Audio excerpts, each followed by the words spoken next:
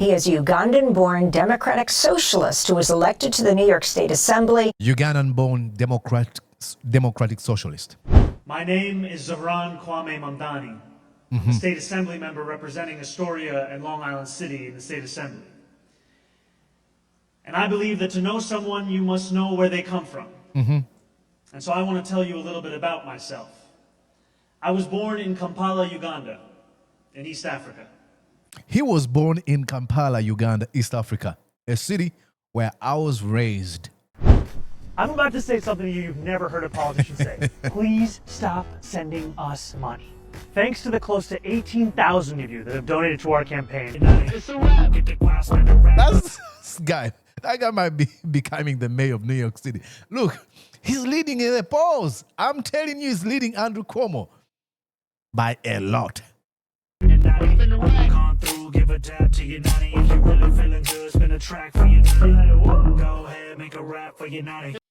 You're watching Mordecai Marissa Live Political Commentary. Please consider subscribing to help grow Uganda's Voices of Struggle ecosystem. Thank you. Very glad to be here on Mordecai Marissa TV.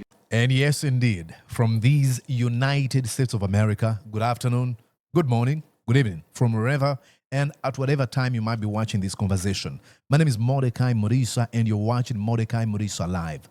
Look, there's something very exciting that we're going to be having a conversation about. And yes, indeed, we have a Ugandan running to become mayor of New York City. Absolutely. Oh, yes. You might be seeing a Ugandan running New York City as a city mayor.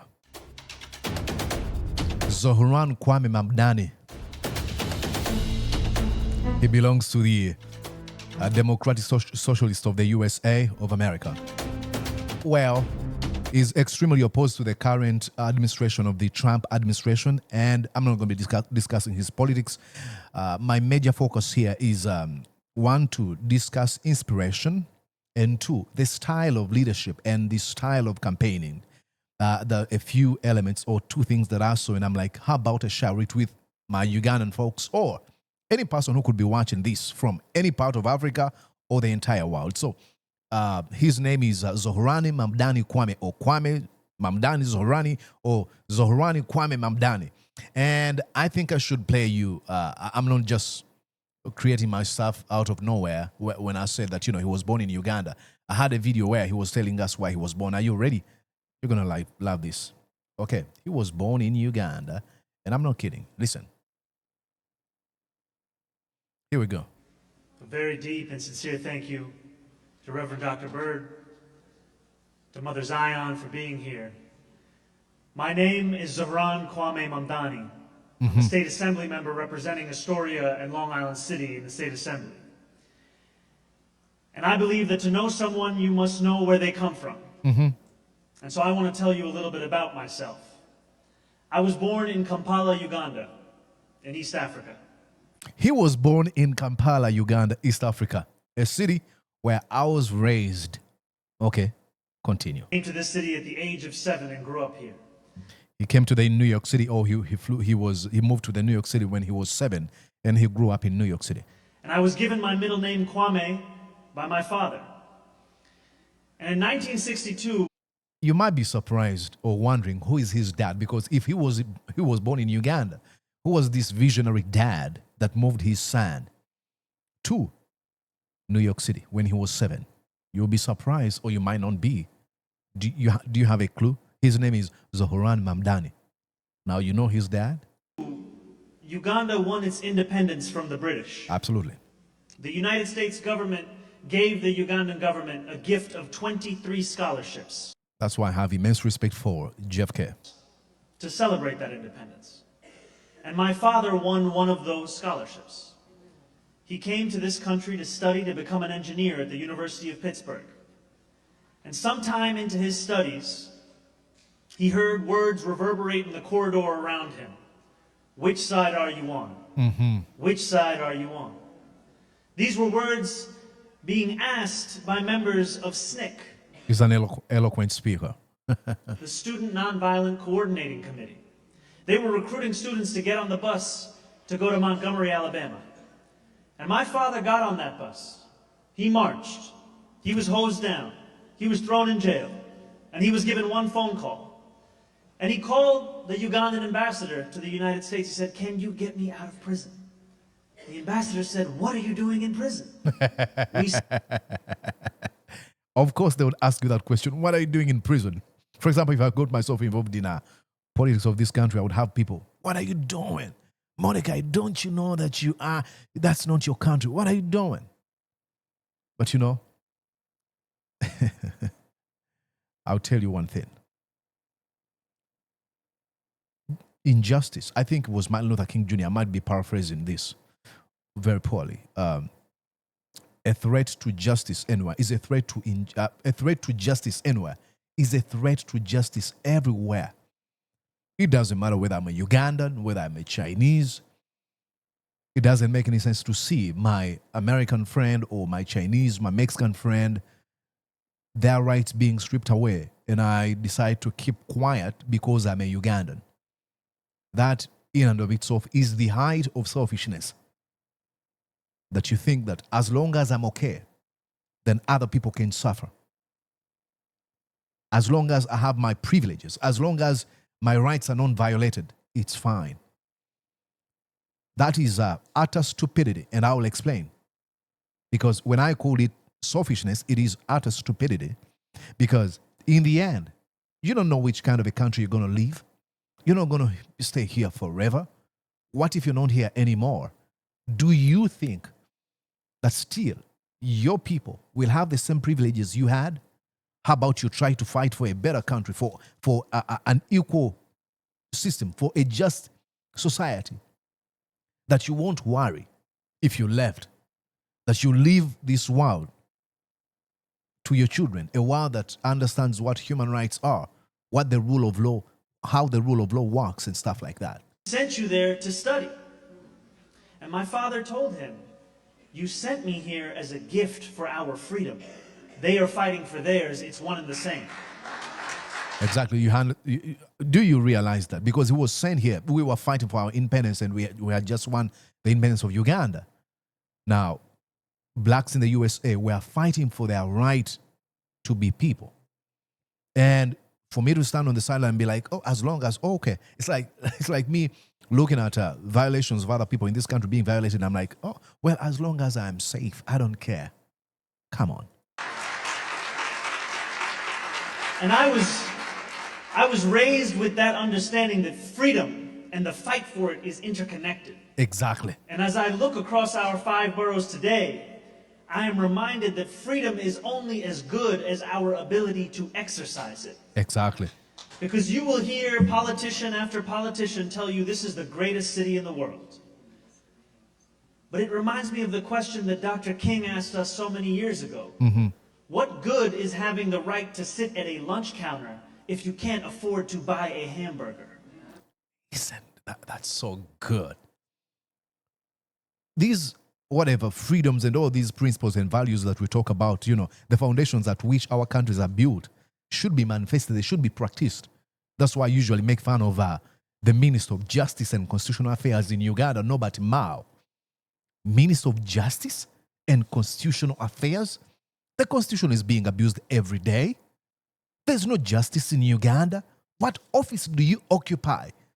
Do you enjoy the privileges that come with that position? Like being paid huge sums of money? Building yourself and your family excessive amount of wealth? What good is in holding this office that doesn't do what it was created to do? What good is being the greatest city in the world if you can't afford to pay your rent? He's an amazing, eloquent speaker. Now that he gave us his preamble, sort of his background, let's go back, listen here. I think it was hosted on here, and again, it was introduced as a Ugandan. Listen. Was elected to the New York State Assembly member Zohran Mamdani, who is just announcing he's joining the race. He is a Ugandan-born Democratic Socialist who was elected to the New York State Assembly. Ugandan-born Democratic Socialist. Ugandan-born.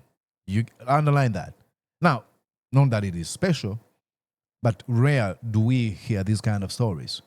That's why we relate with him. Born in Kampala, understanding our city, and him having an opportunity of contesting in one of the greatest cities in the USA is something to celebrate. 4 years ago. In fact, very interesting because in the last year also, you have an interesting record, actually arrest record.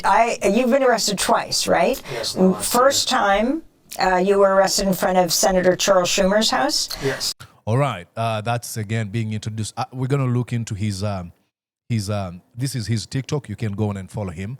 But I wanted to show you something. Maybe I think it's right here. Yeah. It's actually, I think it's this one. My name is Zohran Kwame Mamdani. I'm a state assembly member representing Astoria and Long Island City in the state assembly. I was born in Kampala, Uganda, in East Africa. Came to this city at the age of 7 and grew I think up. we already saw that. Now, you might be wondering, whose kid is this guy? He's only 33 years old. I bring you the story of Stella Nyanzi, whom I've interviewed. Remember his dispute between him and Professor Mahmoud Mamdani? Mahmoud Mamdani is the father of Mamdani Kwame Zohrani. The criminal. I was Remember? criminalized for appealing. over a new I want to see. I can't get on the basis of that commitment. This guy is the father of Mamdani. Remember, he's, like I told you, he's a controversy when he was introducing a new course to some university lecturers that marketed it to teach to their students in the new way of teaching. And there was a dispute where she ended up undressing, stripping naked. Remember? So that's the dad of Mamdani Zohrani, who is running for mayor. Now, I wanted to show you, like I told you, the style of campaigning. I want you to look at this. As I move my hands too much in these videos. So for this one, they're staying in my pockets. The other day on the subway, I met a New Yorker. But get this, they vote in California. I know this is true for many of you. You're Democrats who've chosen not to vote here because you believe your vote counts more elsewhere. Every 4 years, you vote out. I love this kind of, campaigning. There's life to it. There's style. There's humor. Our politicians, more especially in a country called Uganda, are still stuck in the old days. Do I have any problem with their old days? Absolutely not. But as someone who loves creativity and innovation, in some ways, in art, this is interesting.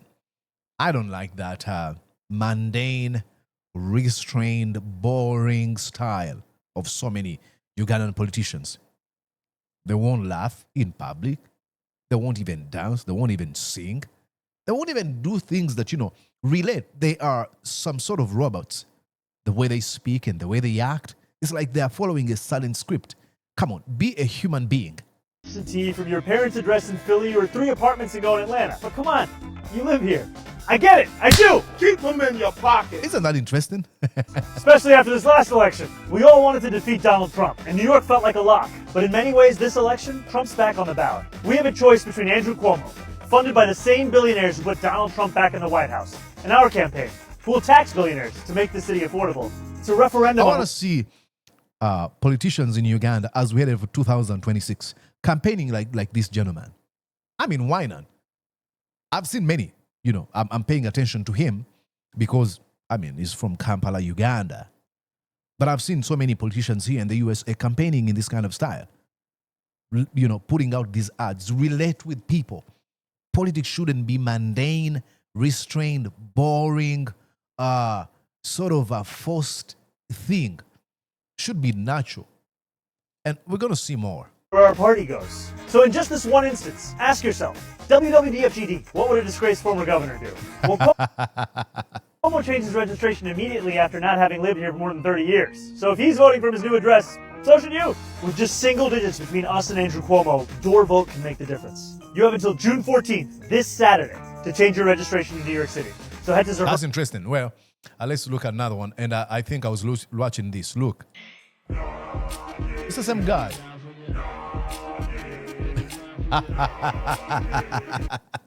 And there's a funny, very, distorted mindset where folks think that Probably if you dance, if you sing, if you play.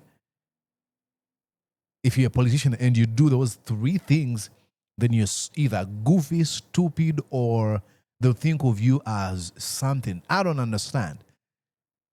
We should break that culture of presenting politics as something boring.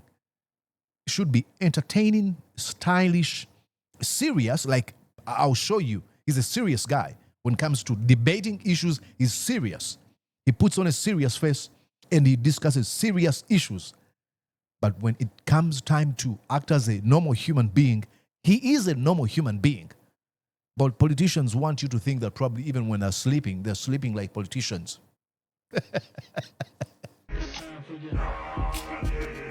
Look at that. That's another thing.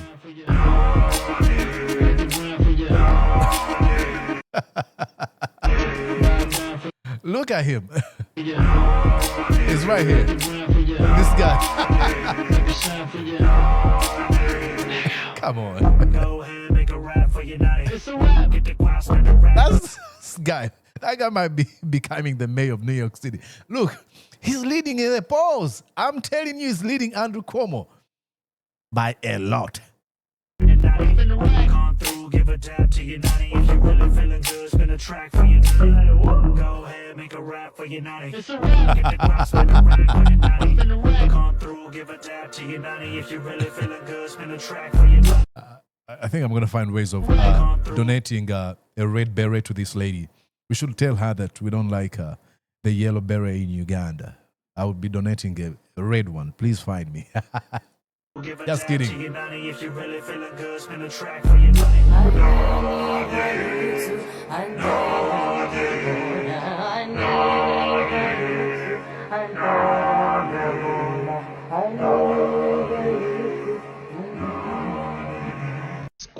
I mean, that's really, really interesting. Let's go through his TikTok. Watch. I'm about to say something you've never heard a politician say. Please stop sending us money. Thanks to the close to 18,000 of you that have donated to our campaign, we've now... That's smart. You know, when he says, do not send money. But thanks to the 18,000 that have donated, do you know what that means? The next time, do not wait for me to ask for money. raise the maximum amount of money we can spend in this race, $8 million. This means we have the money to be on TV, in your mailbox, on your phone. But there's one more place we need to be, your block. That's why I'm putting out the call to New Yorkers. Assemble! We want to create the single largest volunteer operation in New York City history, and we need your help. So join the more than 7,000 New Yorkers already knocking on doors and sign up to Canvas at ZohranForNYC.com. That's really, really, really, really cool, okay? Hey! Hey, good morning. How's it going? Please go second. No, I insist you go second. How about I go first and you go second? Well, We both love New York City. and that's why it's so important to not send scandal-ridden, corrupt Andrew Cuomo to City Hall. New Yorkers deserve so much better than a disgraced creep. Agreed. Zohran, you've done I mean, you might be wondering, I'm sure you know what they're, referring to when they said disgraced creep. You know the allegations that led to his resignation.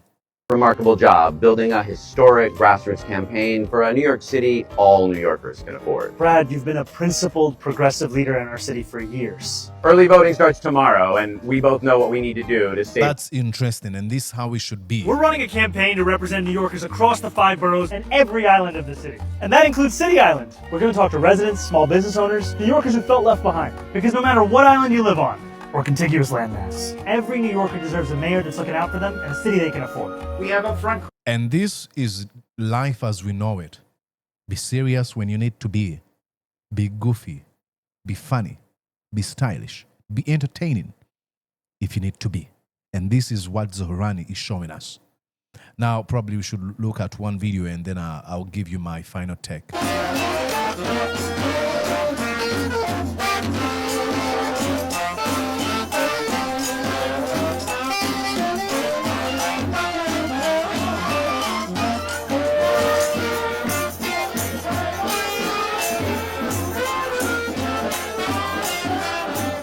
Interesting. Well, you can go on and, watch more videos. Is quite a character. But I was telling you that, when he's serious, is really serious. Protesting. I was protesting the response, the Israeli military assault on Gaza. This was about a week after October 7th, and we were already seeing war crimes multiplying by the day. And I was protesting alongside Jewish New Yorkers to say, do not let their pain be used as the justification for more. And the second. Well, now you can go on and watch more. I mean, you can take time and read about him. Get yourself, you might be knowing more than I do, actually. I want to believe that, many people who watch me are very smart, very, very, what the term should be? Smart, but researchers. I don't want to call you researchers. I don't want to think that, that's what you do as a job. But I know that, you are well informed and stuff like that. So you can go on and teach yourself more about this gentleman. You can disagree with his politics. It is very okay. We're not supposed to support the same thing. But to a Ugandan or to any person from Africa who is watching this, things are possible. And it is very important to have in mind, one thing that I'm learning from his dad, Professor Mahmoud Mamdani, is the kind of values we instill into our children. You realize that his dad, his dad marched with civil rights protesters or folks who were marching. And as a result of that, his kid ends up involved in the politics of New York. And who knows, probably might go beyond that. I'm sure he cannot become a U.S. president. There are limitations to that. I would think so. But you realize that, it is very important to care about what we do and the kind of world we show to our children. And the most important thing is, what are you doing? And the other thing is to do not limit our potential, to understand that we can always create impact anywhere we go as long as we are willing to offer ourselves. And what do I mean by this? You realize that at that time we had just achieved our independence in Uganda. We were given opportunities, scholarships from the JFK administration. And this kid is sent, of course, he didn't come here in 1962, but I'm referring to his dad. His dad comes to the USA, gets involved in all these kind of things, goes back to Uganda, and probably has been all over the world. But he had seen what was happening in Uganda, and as a result of that, taught his child, and his child now is challenging the status quo in New York City. I mean, go read about New York City. Its GDP. Read about everything about New York City. And you wanting to be a mayor of that city, it's not a thing to, it's not a joke. So that's another thing. So when I watched this, I was like, maybe how about I share this? Of course, you can tell that I didn't do as much research, to tell you about where he went to school, what he was doing before that. I just saw his clips trending on social media. And I'm like, oh, he's actually from Uganda. When I saw many, folks in Tanzania and Kenya and Ugandans were posting saying, oh, a Ugandan will finally become a mayor of New York City. I'm like, really? So I just jumped on and tried to create, to show you this. I hope you enjoyed this segment, and I hope it's able to trigger you into making some wonderful decision. One, to study more about him, but most importantly, to think about the future. I mean, a kid who was born in Uganda now becoming in New York City mayor, who knows? But even if it doesn't, trial in and of itself is victory. So the fact that he's done this, you can only, I think I was watching here, Bobby Wine was giving him some props. I think I saw his comment right here. You can see Bobby Wine's comment. I think says they had posted about him, and Bobby Wine came. Bobby Wine responded here saying, my name is Zohran. That's friend right there. May God follow you all the way to victory. So it's very interesting. Please make sure that you do teach yourself or inform yourself more about him more, and let me know what you think. Share this video with people, if you think they don't know about him and you want them to know about Kwame Zohran Mamdani, and please make sure that you write down in the comment section, spice up the comment section, and this video will be recommended to new subscribers. Make sure that you do subscribe.